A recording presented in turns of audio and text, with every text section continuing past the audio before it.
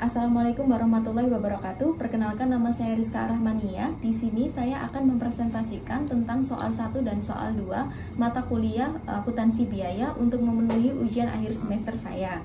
Soal pertama yaitu tentang ABC costing dan soal kedua mengenai master budget.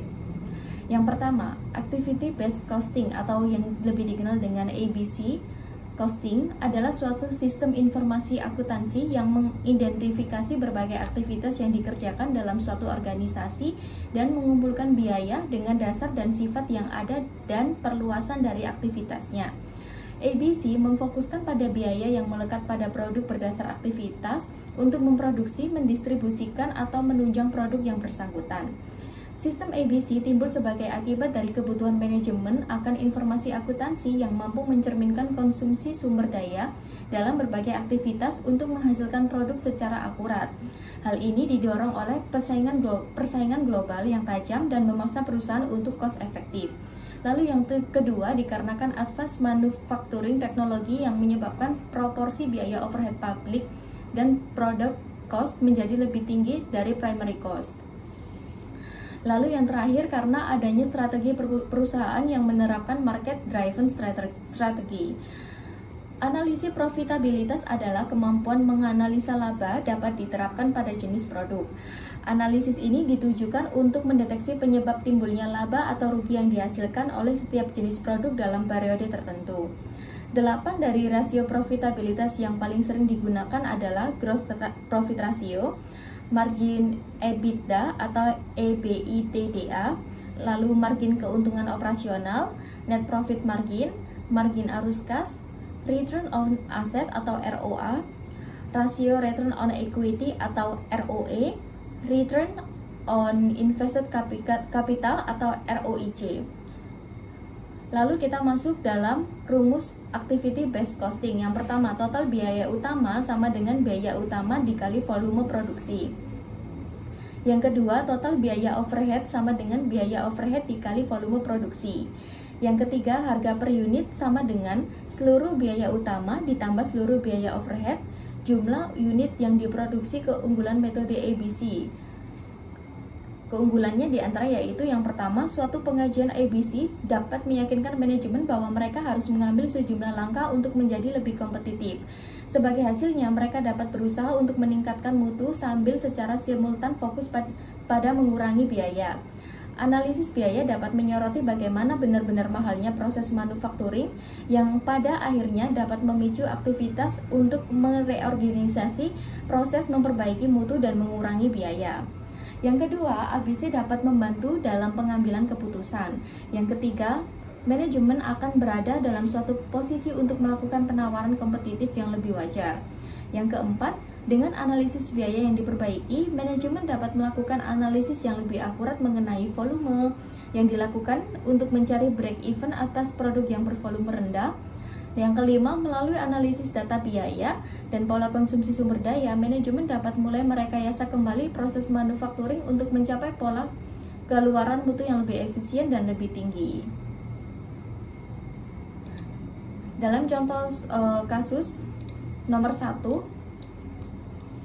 yaitu hitunglah ABC costing HIP supermarket ingin menganalisis informasi profitabilitas atas daging segar, sayur segar, dan makanan kaleng.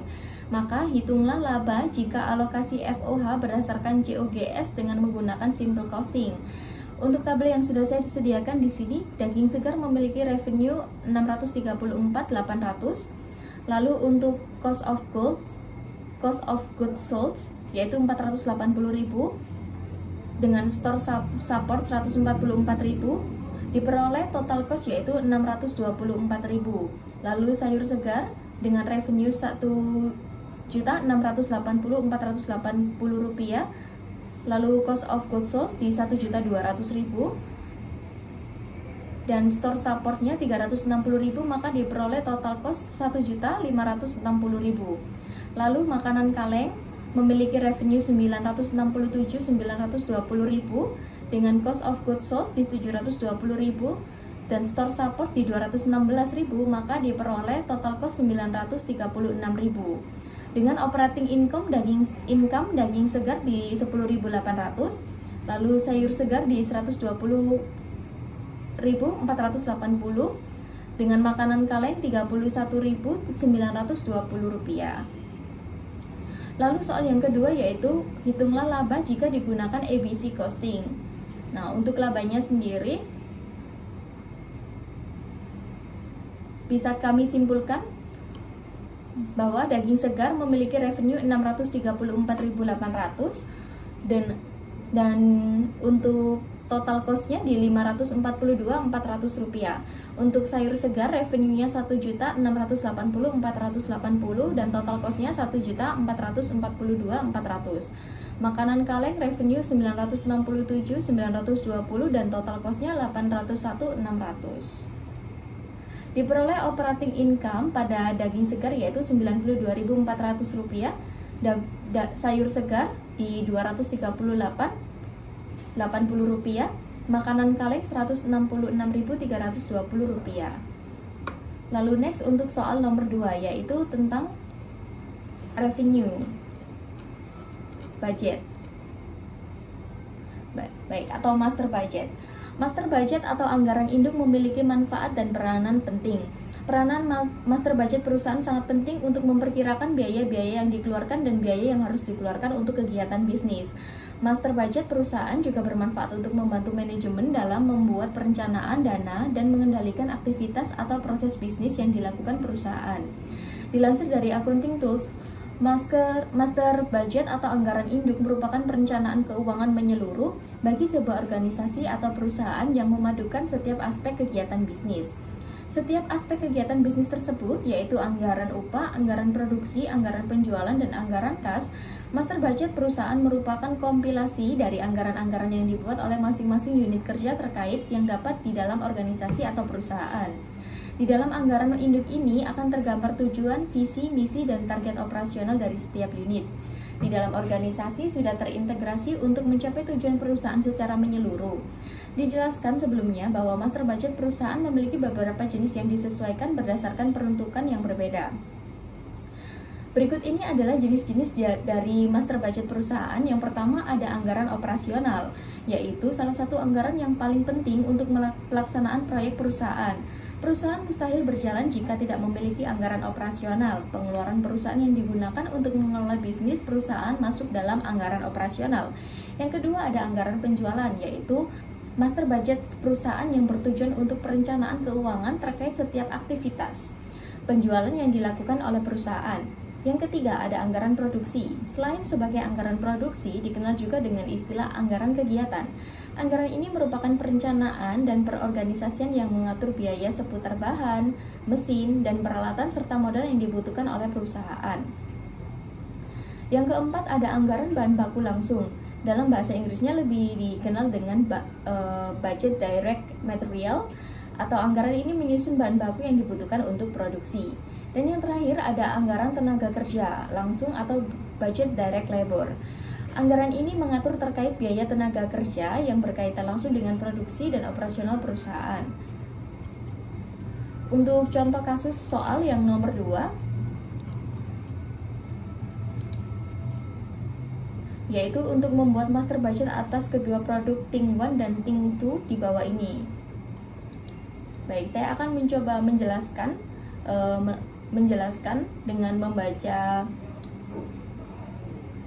file yang sudah saya buat tentang units to be sold Ting 1 yaitu 60.000 dan Ting 2 40.000 dengan revenue Ting 1 di 9.900.000 dan Ting 2 di 10 juta. Yang kedua ada production budget in units. Ting 1 units to be sold is 60.000 dan Ting 2 40.000 dengan unit to be produced atau yang dihasilkan untuk diproduksi Ting 1 65.000 dan Ting 2 di 41.000. Lalu untuk soal nomor 3 dan 4 ini sangat berkaitan, yaitu tentang direct purchase budget in quantities dan direct material purchase budget in dollars. Baik, untuk total keseluruhan untuk Ting 1 pada kolom A, di sini total purchase cost-nya di 5.628.000. Untuk Ting 1 kolom B di 1.280 dan Ting C dan kolom C di 126.000. Lalu nomor 5, kita lihat di sini ada direct manufacturing labor budget in dollars. Ting 1, budget production unit di 65.000, direct manufacturing di 2 unit, total jam kerja 130, total hourly wage rate di 12. Jadi di sini Ting 1 diperoleh total 1.560. Sedangkan di Ting 2 budget production in unit 41.000, direct manufacturing labor ada 3 unit, lalu total hours ada 123 dan hourly wage rate di 16. Jadi total 1.968.000. Yang terakhir nomor 6, ada budget finished goods inventory at December 31st, 2012 in dollars berdasarkan data pembuatan produk Ting 1 dan in Ting 2. Baik, untuk Ting 1 di sini kita bisa peroleh, saya langsung kalikan saja. Untuk finished goods inventory of Ting 1 itu kita temui di 25.000 dikali 122 maka menghasilkan 3.050.000. Dan untuk Ting 2 budget finished goods inventory di sini kita temui 9.000 dikali 186 dengan total 4.724.000.